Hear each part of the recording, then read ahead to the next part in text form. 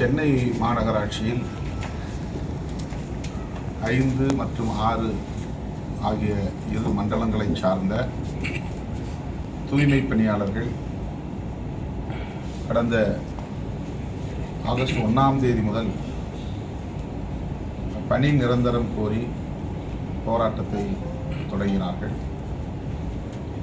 தனியாருக்கு ஒப்படைக்கக்கூடாது என்றும் கோரிக்கை எழுப்பினார்கள்.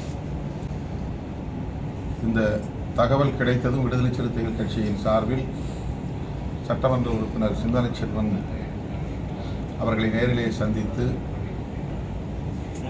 அவர்களின் குறைகள் அனைத்தையும் கேட்டறிந்ததோடு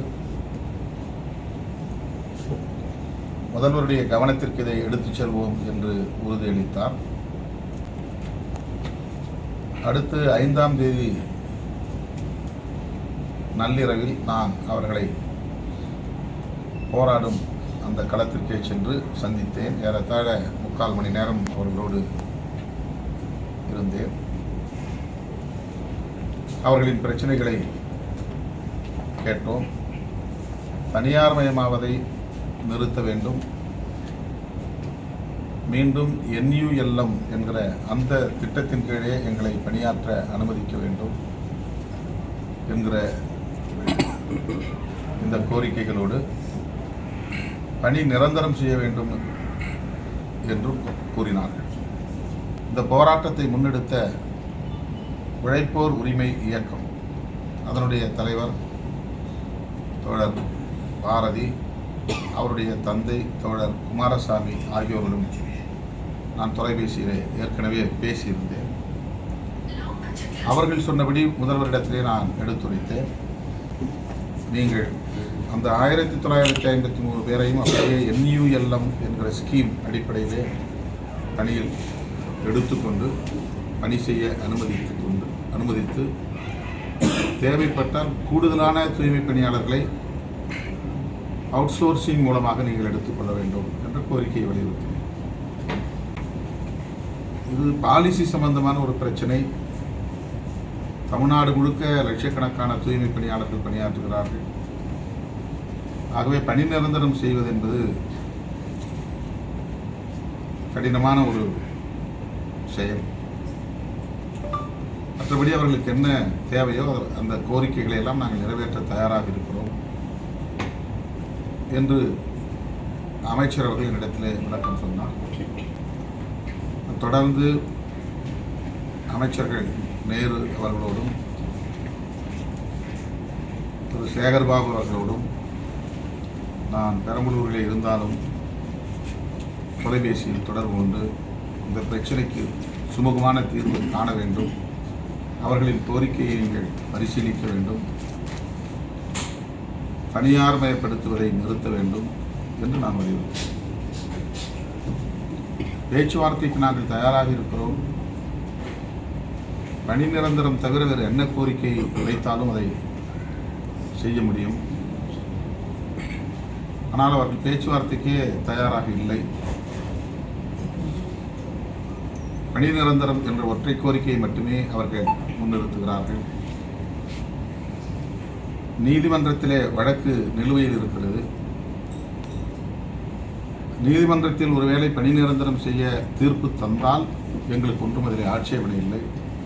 நீதிமன்றத்தின் ஆணை என்று நாங்கள் அதன் அடிப்படையில் செயல்பட்டு விட முடியும்.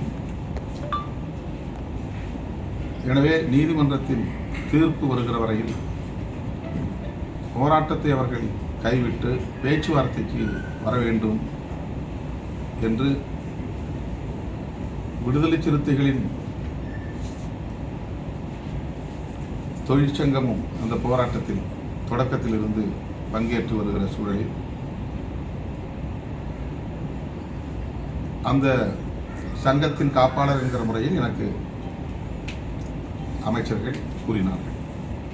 இன்னொன்று, இந்த உழைப்போர் உரிமை இயக்கத்தின் சார்பில் தொடுக்கப்பட்ட பணி நிரந்தரம் கோருகிற வழக்கு தலைமை நீதிபதியே விசாரித்த நிலையில் அந்த இடத்தில் இந்த போராட்டம் நடைபெறக்கூடாது, காவல்துறை எங்கே அனுமதிக்கிறதோ அங்குதான் நடத்த வேண்டும், எனவே அந்த இடத்திலிருந்து அவர்களை உடனடியாக அப்புறப்படுத்த வேண்டும் என்று தீர்ப்பளித்துவிட்டு பணி நிரந்தரம் தொடர்பாக தீர்ப்பு பின்னர் வழங்கப்படும் என்று சொல்லிவிட்டார். அதற்கான தேதி குறிப்பிடப்படவில்லை. ஆக இப்படியான ஒரு சூழலில் தான் காவல்துறை நேற்று நள்ளிரவு வேளையில் அங்கே குழுமியிருந்த தூய்மை பணியாளர்களையும் அவர்களுக்கு ஆதரவாக களத்தில் நின்ற பல்வேறு அமைப்புகளை சார்ந்தவர்களையும் கைது செய்திருக்கிறார்கள். இது வேதனைக்குரிய ஒன்று. இந்த சூழலில் முதல்வர் தலைமையில் இன்று அமைச்சரவை கூடி இது குறித்து விரிவாக விவாதித்ததாக தெரிகிறது. அதன் அடிப்படையில் தூய்மை பணியாளர்களின் நலன்களை முன்னிறுத்தி சொந்த வீடு இல்லாத தூய்மை பணியாளர்களுக்கு 3 வருடங்களில் 30,000 குடியிருப்புகள் கட்டித்தரப்படும். கிராமப்புறங்களில் வசிக்கும் பணியாளர்களுக்கு கலைஞர் கனவு இல்ல திட்டத்தில் முன்னுரிமை வழங்கப்படும். காலை உணவு அந்தந்த உள்ளாட்சி அமைப்புகளால் கட்டணமில்லாமல் வழங்கப்படும் போன்ற அறிவிப்புகளை தமிழ்நாடு அரசு செய்திருக்கிறது. மாண்புமிகு முதல்வர் தலைமையிலான அமைச்சரவை கூடி இந்த அறிவிப்புகளை செய்திருக்கிறார். விடுதலை சிறுத்தைகள் கட்சியின் சார்பில் இந்த அறிவிப்புகளை வரவேற்கிறோம், பாராட்டுகிறோம். அதே நேரத்தில் தனியார் மயமாவதை நாங்கள் ஒருபோதும் வரவேற்பதில்லை. அரசின் கொள்கை முடிவாக இது இருந்தாலும் கூட, அகில இந்திய அளவில் இது நடைமுறையில் இருந்தாலும் கூட, இது ஏற்புடையது அல்ல என்பது விடுதலை சிறுத்தைகளின் நிலைப்பாடாகும். எனவே மாண்புமிகு முதல்வர் அவர்கள் தனியார் மயப்படுத்துவது என்கிற முயற்சியை மறுபரிசீலனை செய்ய வேண்டும். NULM என்கிற அந்த scheme, national urban livelihood scheme mission, livelihood mission என்கிற இந்த திட்டத்தின் கீழே அவர்களை பணியாற்ற அனுமதிக்க வேண்டும். இந்த நிலைப்பாட்டை மறுபரிசீலனை செய்ய வேண்டும் என்று கேட்டுக்கொள்கிறோம். தூய்மை பணியாளர்களுக்கு ஆதரவாக போராடியவர்கள் மீது, குறிப்பாக பாரதி உள்ளிட்ட தோழர்கள் மீது கொடுக்கப்பட்ட வழக்குகளையும் திரும்ப பெற்று அவர்களை விடுதலை செய்ய வேண்டும் என்று விடுதலை சிறுத்தைகள் கட்சியின் சார்பில் வேண்டுகோள் விடுக்கிறோம்.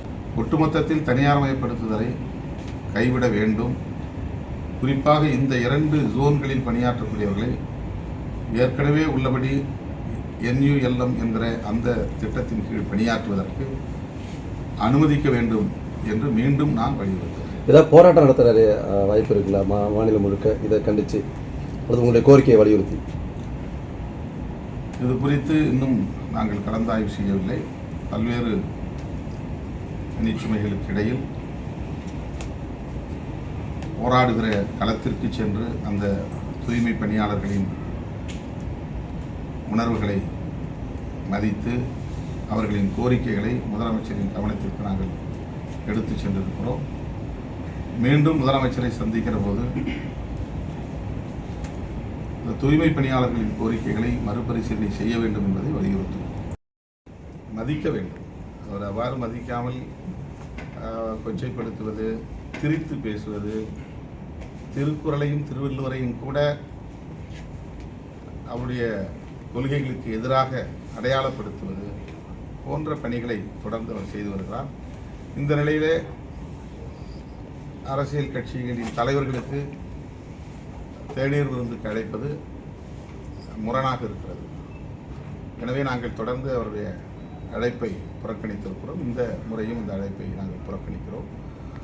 இது அவரை அவமதிக்கும் நோக்கில் செய்யவில்லை. அவர் எங்கள் உணர்வுகளை புரிந்து கொள்ள வேண்டும் என்பதற்காகவும் இந்த புறக்கணிப்பை நாங்கள் மேற்கொண்டிருக்கிறோம்.